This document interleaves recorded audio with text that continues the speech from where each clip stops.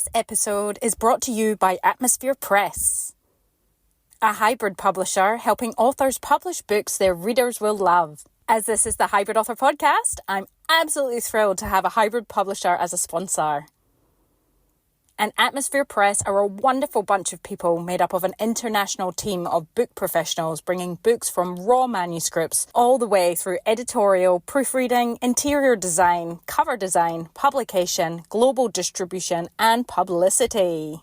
In true hybrid style, Atmosphere Press authors keep all their book rights and are involved every step of the way. They have free book giveaways and free author publicity opportunities available right now. So head on over to atmospherepress.com, links in the show notes, and they are especially eager to publish new work from Australian authors. So make sure to reach out to them for a manuscript review, and don't forget to make mention of the Hybrid Author Podcast in your query or cover letter, which will get you a special expedited review. Hello authors, I'm Joanne Morrell, children's and young adult fiction writer and author of short non-fiction for authors. Thanks for joining me for the Hybrid Author Podcast, sharing interviews from industry professionals to help you forge a career as a hybrid author, both independently and traditionally publishing your books. You can get the show notes for each episode and sign up for your free author pass over at the Hybrid Author website to discover your writing process, get tips on how to publish productively, and get comfortable promoting your books at www.hybridauthor.com.au. Let's crack on with the episode.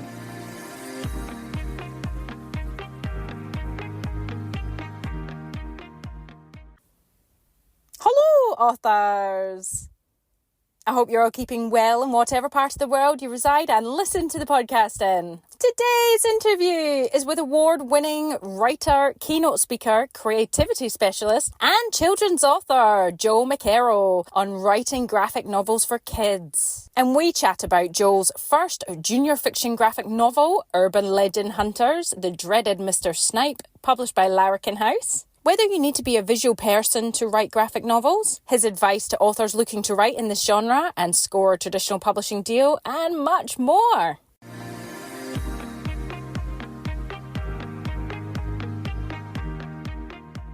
So in my author adventure this week, it feels like it's been a week of clearing the decks, just working through my built-up to-do list of administration tasks, which, to be honest, I've felt have been avalanching me for a while.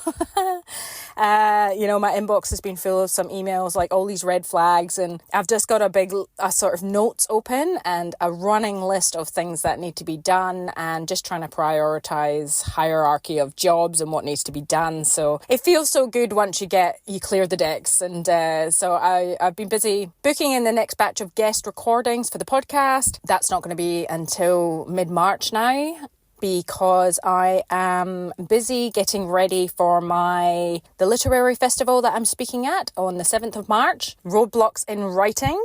That's at Australian Library, Thursday, the 7th of March. So if you're down that way, come and join in. Come and say hello and look us up. That would be great.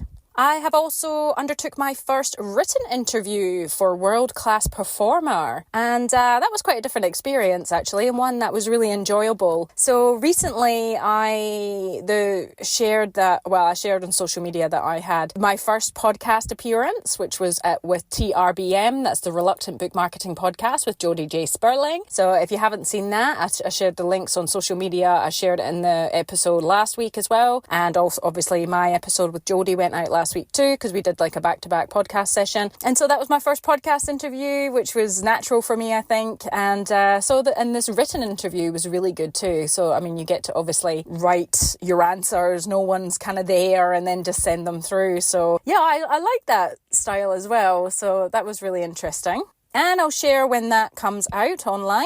I've been busy doing a financial plan for the book business, and that is to do with the business course that I've been doing. And that's been a little bit eye-opening in terms of just the actual terms that are used within a business plan. I feel like financial stuff is not my forte, it's not my strong suit in business, but this is really helping actually. So yeah, I mean, it's a business, and then this financial plan is part of the author business plan as well. It's not just an author business plan, there's more to it. I call it the book business, but the hybrid author business, I suppose, business plan that I'm putting together. So there'll be more on that to come too, because I've not quite finished that. I've also started getting into the thick of of the plot of my next writing project, which is a YA fiction novel. I'm hoping to get something together to put in for a competition called the Hungerford Award, which is a local press here in Western Australia, Fremantle Press, who are running the award, but it closes on the 17th of March, and I'm not sure if the work's going to be ready by then, so we'll just have to wait and see. But I am loving start of a new project, entering a new world. It's not quite a new world because it's kind of set in the south of Western Australia, and so yeah, but it's just so fictitious, and it's nice to just world build and make stuff up in a small town, which is just what I love. I love small town stories, and yeah, I don't really feel like I've written many, so this is probably a first for me. And I love the characters, the protagonists in this, the female, and it's told from like a male and a female's perspective, and it's a love story, and there's lots to it as well. So I'm very, very excited. I can't say too much more because I actually don't know myself either, so it's all exciting there. If you reside in Perth or Australia at the moment, you're probably like me, sitting absolutely sweating buckets of sweat, having our heat wave at the moment. And I think that it's hard to say, but just enjoy, because, you know, winter will be with us soon enough and we'll all be freezing. But, you know, I definitely, autumn's my favourite month. My birthday's in May. I'm an autumn gal through and through, because in Australia, it's just, you know, it's coming off these heat waves. We're in like the 40s, which is, it's not enjoyable. You can't be outside else, you know, and even up north, it's in the 50s. You know, I don't know how these people don't just combust. It's, you know, it's crazy. So it's nice when autumn comes and just that heat dies out, and it's still sunny though, but you're still wrapped up a bit more, and the colours change, and I just really look forward to that. Last night I went out with some ladies from Squibby, the Society of Children's Book Writers and Illustrators, and we chatted Squibby business, because I'm also the newsletter editor of Squibby West, Australia West, and the social media coordinator. That's what a volunteer role I have. Yeah, we went for dinner at oh gosh, it was like an Asian fusion place, I suppose.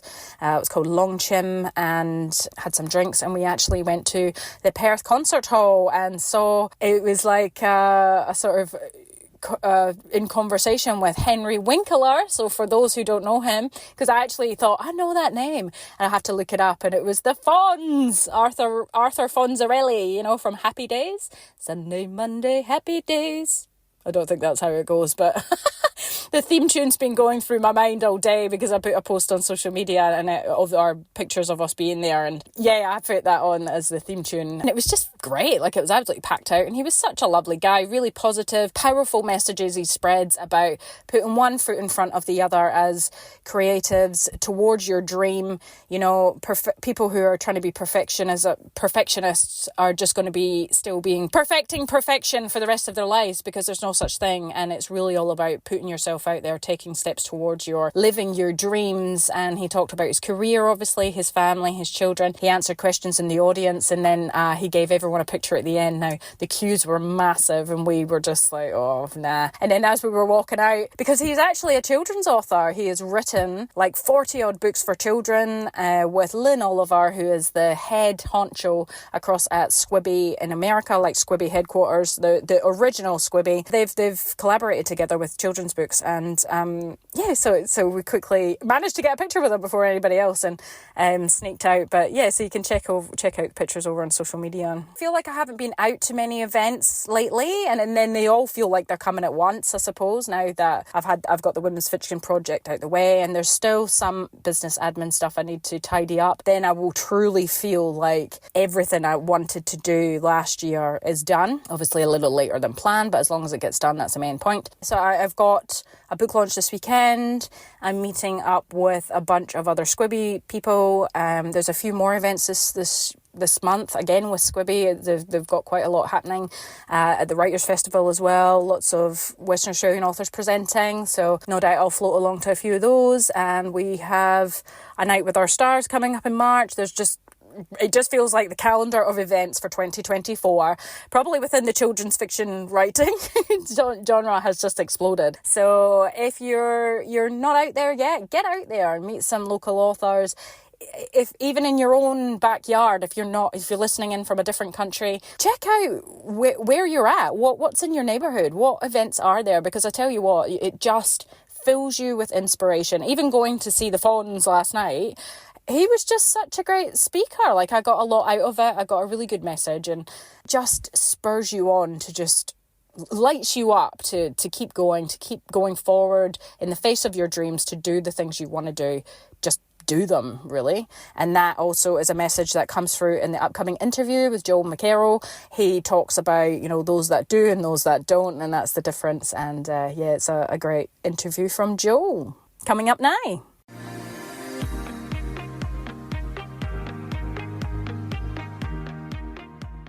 Based out of Melbourne, Australia, Joel McKerrow is an award-winning writer, keynote speaker, creativity specialist, children's author, educator, and having performed for hundreds of thousands of people throughout the world, is one of Australia's most successful internationally touring performance poets. His first junior fiction graphic novel is Urban Legend Hunters, The Dreaded Mr Snipe, which is due for release with Larrikin House publishers in early 2024. Welcome to the Hybrid Author Podcast, Joel.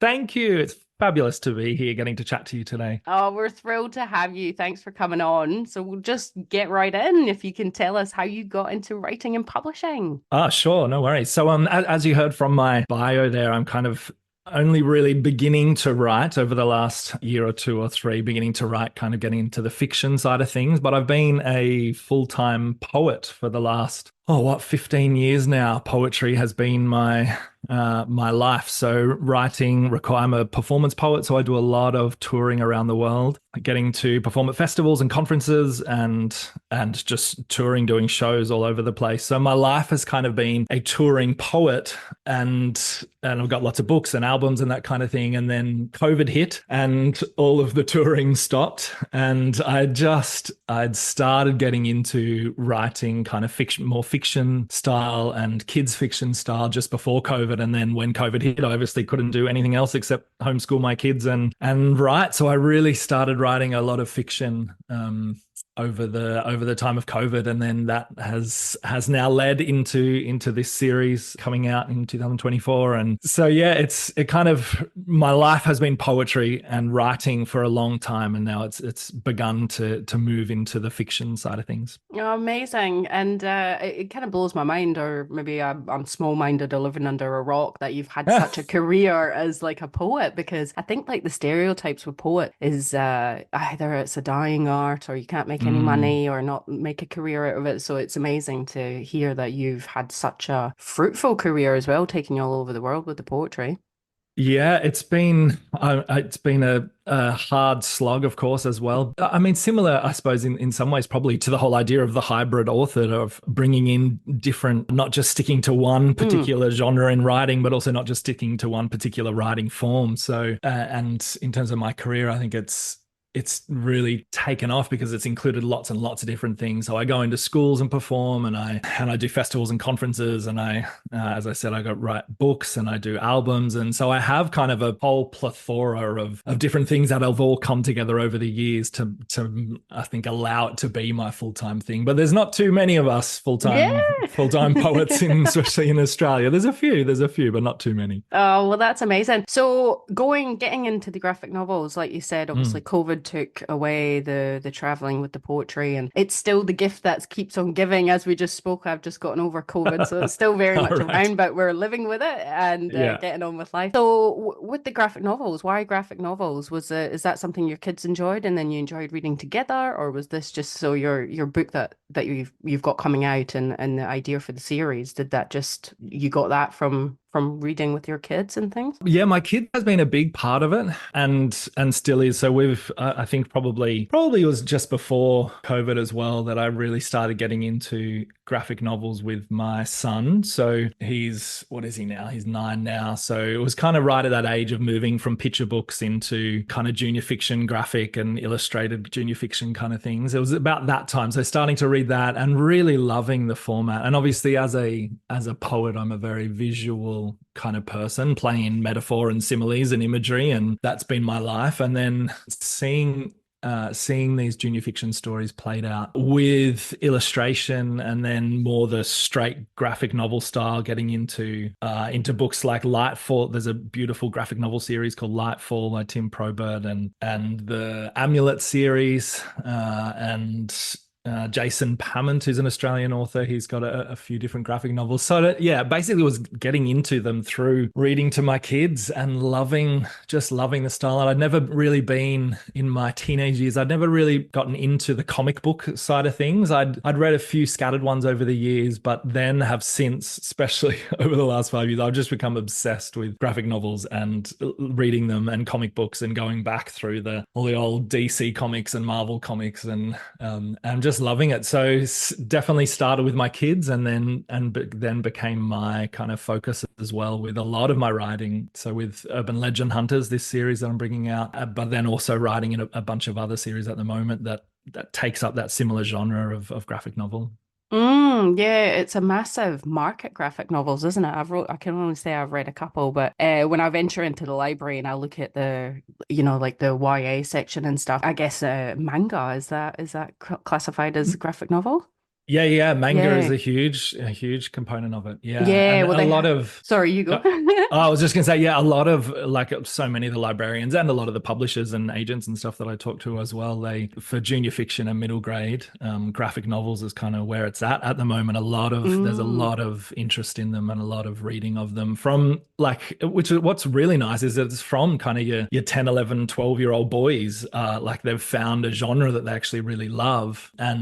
And where it used to be, I think, especially in schools, that teachers, I think, looked down upon graphic novels as not proper reading. Now I think they're realizing actually this is the way in for so many young people, which is super exciting. It's great. Yeah, absolutely. But yeah, the libraries, they have these, well, my library anyway, these displays and stuff, and it always catches my eye on the way to the toilet. But the stuff is some of it's quite dark as well, but for like an older audience. And but even TV shows, they seem to have sort of reverted into comics. So yeah, I feel like there's a whole big market that I'm not aware of out there, but it's pretty cool. And yeah, I have heard that it's on the rise with young people, and I think anything that gets them to pick up a book and read anything is fantastic. So it is wonderful. Yeah, well, I can see obviously being a poet yourself and then going into the graphic novels being kind of like the short form as well. And you mentioned that you're quite a visual person. Do you believe you have to be a visual person to be able to produce a graphic novel? Well, not produce it, but write one. Do you have to be a visual person? I think you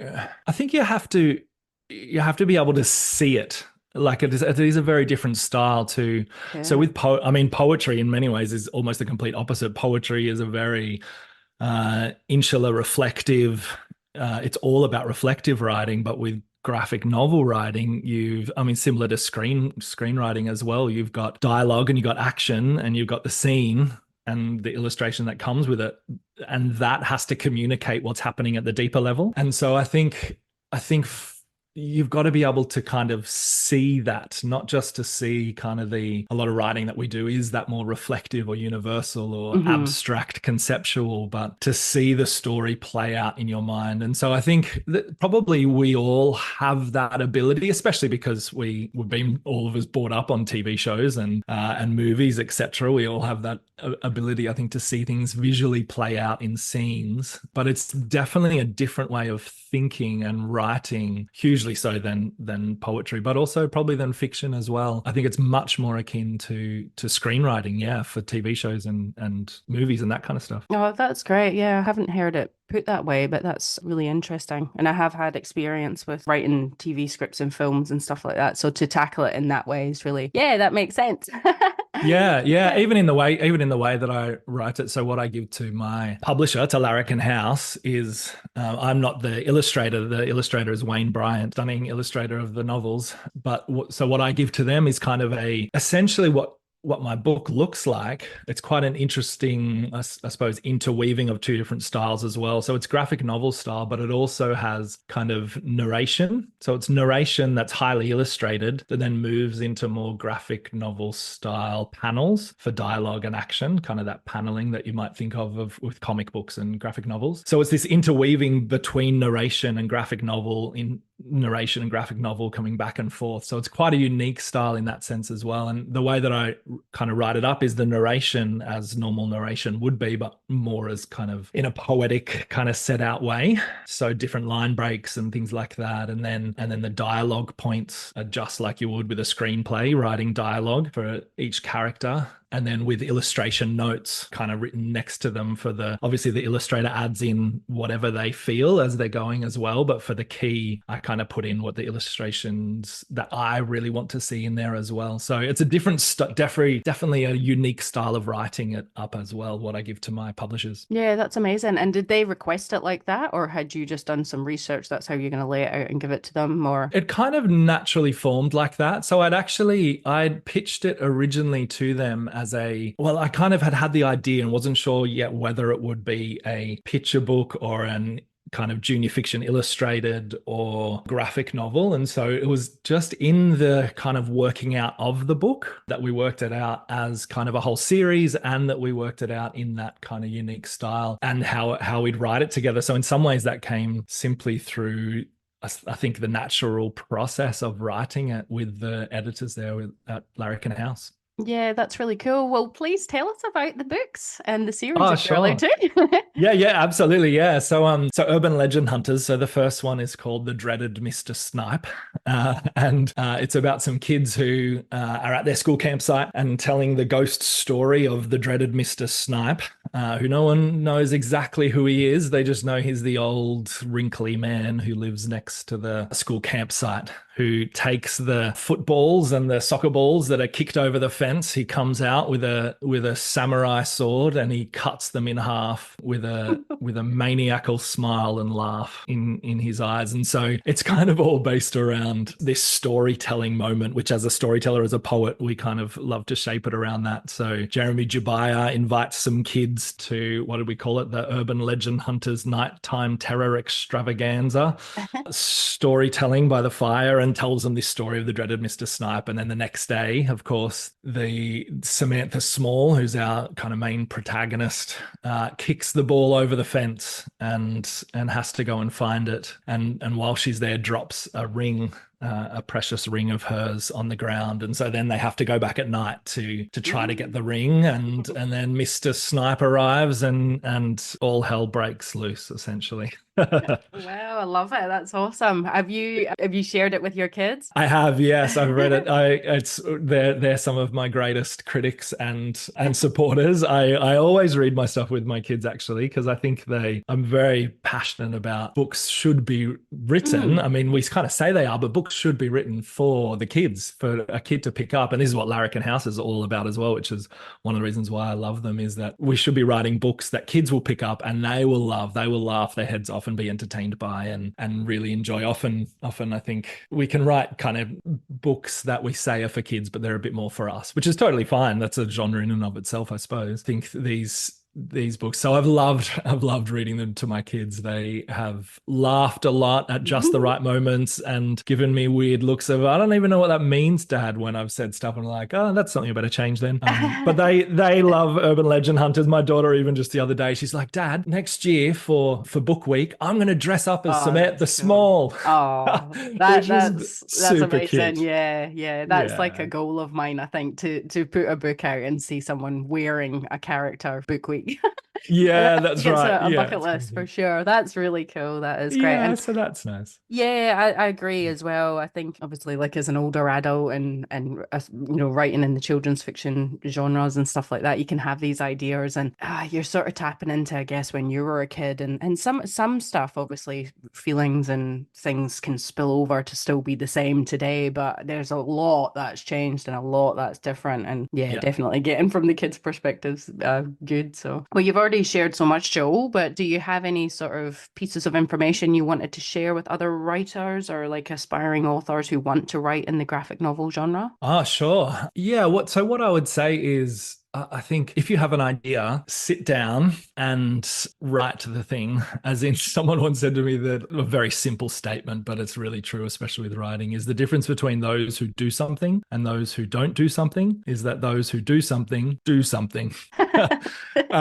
As in, the only way, with all the stuff that I write, the only way that it actually comes to be is when I sit down and force myself to. And there's the initial romantic honeymoon time that you have with an idea, and you get those first things out, whether it's a first scene or whether you plot it out and you've got the idea in your head. But truly the difference that I've seen between those who actually bring something out into the world and those who don't is simply that those who do, they sit there and they push through when the honeymoon phase ends, and they show up and they write. They do the hard work. They allow them, and in doing the hard work, they allow themselves the grace of just writing a really crappy first draft, allowing it to be what it is, and then being able to work on it. All the kind of stuff that you would hear from any author. I think if you can give yourself the grace of writing whatever wants to come out, but then give yourself the discipline and the kick up the butt to actually do the work. They're the two magical things I think that brings something together. Yeah, that's probably what I would say. Yeah, absolutely. I know. Well, that's it, hey, isn't it? Sit down and get it done. Yeah, and get through all those roadblocks that can arise. I've spent a lot of time noticing my process over the last probably couple of years, and I'm very easily distracted to sit down and get up and go to the toilet, sit down and go make a cup of tea. Yeah, that's right. And I will go off on a tangent, but I've noticed that about myself now. And also rereading over like longer form works. I used to spend a lot of time, say writing a paragraph, and I go back and reread it over, and then write a sentence, reread. Oh my gosh, the time I must have spent just trying to make it all flow. And now I've kind of kicked that bad habit, because it was really not, it was a procrastination, I think, for sure. Yeah. So don't do that anymore. But yes, well, obviously landing a traditional publishing deal as well is what many aspire to, and Larrikin Publishing House are fantastic. So did you guys make the connection together, and what is your advice for, authors trying to get a trad pub deal? Yeah, totally. Well, this is a funny story in and of itself, actually. So we met at Somerset Storyfest, which is one of the big schools literary festivals of Australia, up in Gold Coast. And we met, and actually this is something that I would say is to people wanting to be published in the traditional publishing world, is I think so many of the authors that I've spoken to who have been published, it's been through some kind of personal connection. Of course, there's the one or two who will get through the slush pile of just sending it into people. But if you can, like, there's festivals and there's conferences, things like there's like Kid Lit Victoria over here, I know, that put you in the room. You get kind of 5 minutes or 10 minutes to hang out with an agent or a publisher and pitch something to them. So many of the authors that I know who have had things published, it's been through a personal connection where they know your name and they know your face. If you can do that somehow, if you can work out how to do that, even if you've got to spend $200 to go to a festival or a conference like that and put yourself out there, I think you're going to be much more successful in getting things through that kind of initial door that so many of us find blocked for a long time. So for me, that's what happened. So as I said, I've been doing conferences and festivals for 15 years, and lots within the school scene and that age range, and so was invited as a poet up to Somerset Storyfest to perform and run workshops on poetry. And as I was doing that, I was sitting in the green room and hadn't met Danny V and James Layton, who are the crew from Larrikin House, before, and so just started chatting to them, and they were telling me about Larrikin House, and they said, "Oh, we're always looking for aspiring authors. Have you got something that you want to pitch to us?" And I said to them at that point, I said, "Yep, I'll pitch it to you tomorrow if that sounds okay." And they were like, "Sure." So I actually went back to the hotel and I wrote it that afternoon. So I'd had the idea in my head on the plane on the way up. I'd had the idea from a memory of mine of being kids in our backyard, and the old angry neighbor over the fence who would come out and yell at us if our balls went over the fence. And so I had this kind of creative idea. What if that neighbor was actually something much more sinister than just an angry, cranky old neighbor? And that idea was in my head that I had in the plane of like, oh, I could write something up. And then when they asked me that, and I knew Larrikin House is very much about comedy based, and I didn't have anything specific. I'd written a whole bunch of stuff, fiction, but hadn't had anything specifically comedy to the extent that Larrikin House wanted. And I was like, I can do it. And so I said to them, yeah, I'll pitch it to you tomorrow. So I went and wrote it I wrote it initially, as I said, as kind of was about 1,000 word, not sure whether it was going to be kind of picture book, junior fiction illustrated, or what it was, and pitched that to them the next day, the idea and what it looked like and everything. And they said, we love it. But yeah, we reckon it's graphic novel. What if you go and add another kind of 14,000 words essentially to it over the next few months? But we're keen to sign it. We're keen to do it. So such a random story, but and in some ways, like the only way that I've reflected on it since. Partly it's, I don't know, that saying that anything creative is 10% skill and 90% courage. And or dumb luck to say, no, I can do this and I'm going to go and do it. And so I just, in some ways, I had the personal connection. I've worked damn hard at my craft for 15 years so that I know that if I say, yep, I can do this, I'll go home and I'll be able to do it. And then the courage and the bravery to believe that enough in myself that I can go and do that and pitch it to them. And it all kind of stemmed from there. So very random story, but it's you say random, but it sounds to me like it was meant to be. Do you know what I mean? Like you had that idea on the way there, and then you sort of met them, and then you kind of pitched it, and they went for it. We did have Danny V and James Layton on the show last year. I'm going to say last year being 2024. Yeah, great. And I'm pretty sure, if I remember the interview, that they did mention yourself and said, I think Danny said, we just seen him and we had to have him. He just said that about you. So. Oh, they're great. They're such a wonderful crew. A great publisher. If anyone is looking at publishing comedy, definitely chat to the Larrikin House guys. Oh, that's fantastic. Well, that's really, really good advice, Joe. And we're really, really excited for the books when they come out. Huge congratulations to yourself. Can you share with our audience, where can they discover all your works that you do and everything on and offline? Sure, yeah. So joelmckerrow.com is my website, McKerrow, joelmckerrow.com. And that's kind of got either the links or everything that I do. So obviously through Instagram, and it's kind of my main socials as well. But the website will have the links to the books, Urban Legend Hunters, and to the podcast that I do, and to different online courses that I run, and all the different things that I do. But that would be the place, joelmckerrow.com. Oh, well, that was amazing, Joe. Thank you so much. My pleasure. Great to chat. Thanks, Joe.